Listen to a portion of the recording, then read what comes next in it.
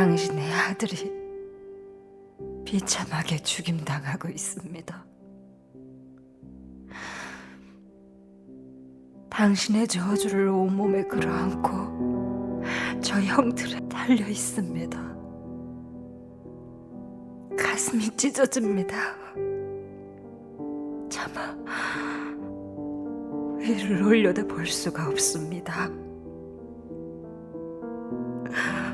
당신의 계획이 이토록 가혹한 것이었는지 그때는 몰랐습니다. 이러시려고 하늘의 전사를 보내 탄생을 송축하게 하셨나요? 이러시려고 30여 년을 제 품에서 기르게 하셨나요? 결국 어미 눈앞에서 자식이 죽는 모습을 보게 하시려고요. 살점 같은 아들이 발가벗겨져 수치와 고통 속에 쓰러져가는 모습을 죽을 때까지 기억에 담고 살게 하시려고요.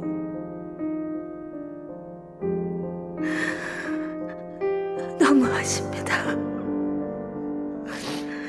너무하십니다.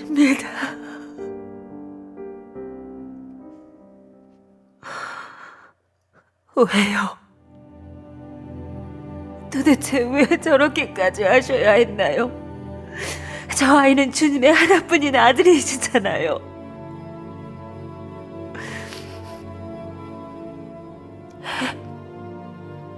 당신의 가슴이 지금 얼마나 피투성이인지 저는 압니다. 차라리 내가 대신 죽고 싶은 마음 어미인 제가 왜 모릅니까? 그럼에도 이렇게까지 냉혹하셔야 할 이유는 하나님의 아들을 대가로 치러야 할 만큼 우리 죄가 큰 탓인가요?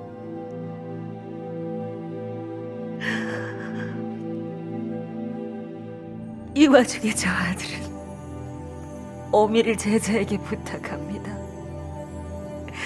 자기가 죽는 마당에는 저 아이는 다른 사람만 걱정하네요. 주님,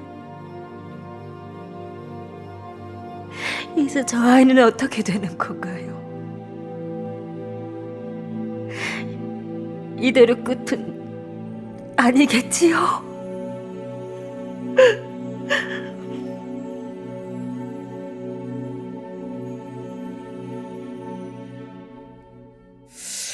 오늘 말씀의 제목을 한번 따라해 보실까요? 예수님의 어머니 마리아. 네, 조용하고 한가로운 마을에 평범한 한 처녀가 살고 있었습니다.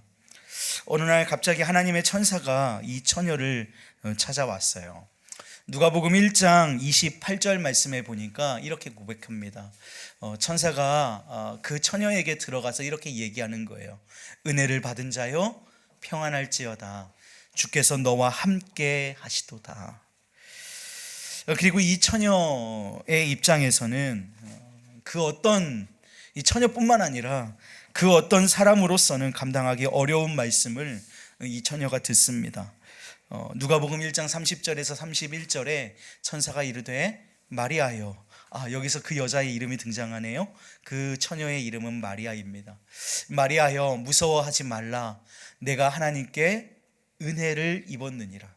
보라, 내가 잉태하여 아들을 낳으리니 그 이름을 예수라 하라.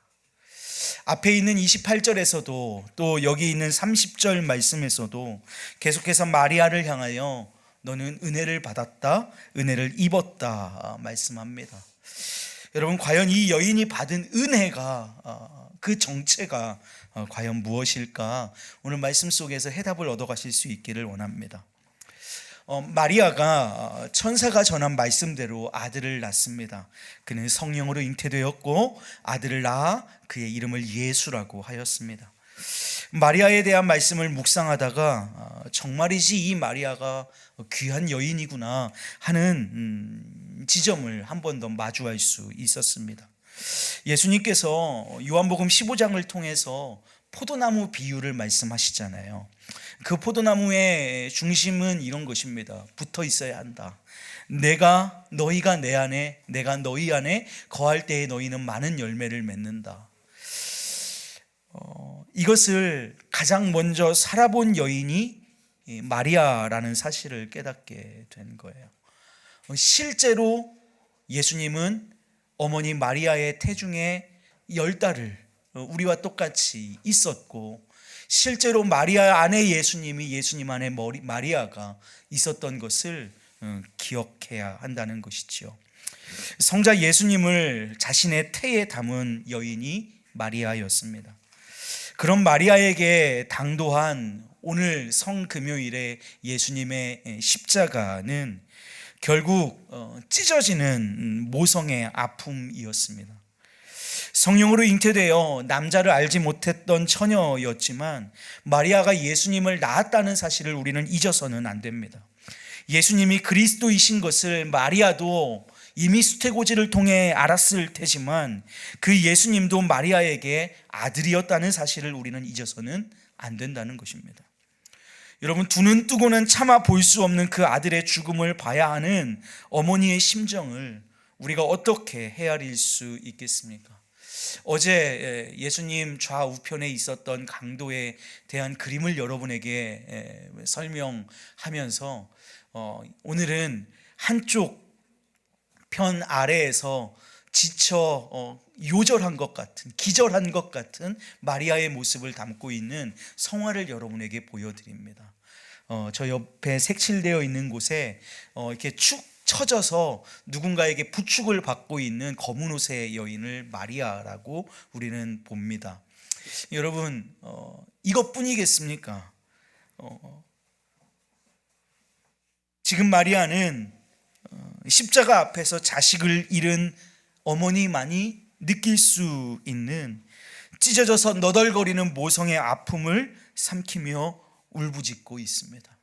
하나님을 향하여서 이렇게 속 울음을 했을지도 모릅니다. 아버지, 하나님이시여, 이 아들을 보시옵소서. 나로 잉태하게 하신 당신의 아들입니다. 당신의 아들이 십자가에 달려 죽고 있습니다. 여러분, 그런데 마리아는 한편 생각해 보면 결국 이 일의 결론, 이 일의 결국을 어느 정도는 알고 있었는지 모르겠다는 생각을 했습니다. 그것이 이토록 처참하리라고까지는 생각하지 못했을 수 있지만 이러한 고통과 고난의 현장을 마리아는 어느 정도는 알고 있지 않았을까 하는 생각을 해본단 말입니다. 오늘 본문인 누가복음 2장 34절에서 35절은 이렇게 얘기합니다. 시므온이 그들에게 축복하고 그의 어머니 마리아에게 말하여 이르되, 보라, 이는 이스라엘 중 많은 사람을 패하거나 흥하게 하며 비방을 받는 표적이 되기 위하여 세움을 받았고 또 칼이 내 마음을 찌르듯 하리니 이는 여러 사람의 마음의 생각을 드러내려 함이니라 하더라. 여러분, 예수님이 태어나셔서 8일이 돼서 할례를 받으시기 위해 성전에 올라갑니다. 그때 오늘 성경이 기록하기로는 의롭고 경건하여 이스라엘의 위로를 기다리고 있었던 사람이 있는데 그의 이름이 시므온이라는 사람입니다. 이 시므온이 예수님을 받아들고 예수님에 대해서 예언하는 장면이 오늘 우리가 읽은 누가복음 2장 34절에서 35절입니다. 마리아를, 예수님을 향하여서 뭐라고 예언하느냐? 축복하고 말하여 이르되, 보라, 이는 이스라엘 중 많은 사람을 패하거나 흥하게 하며. 여러분, 어제 말씀 떠오르십니까? 인생의 결론이 무엇이라고요? 여러 갈래가 있다고 말씀드리지 않았습니다. 인생의 결론은 두 가지밖에 없습니다. 하나님의 나라 낙원이거나 저 타는 불모 지옥이거나 양갈래밖에는 없습니다.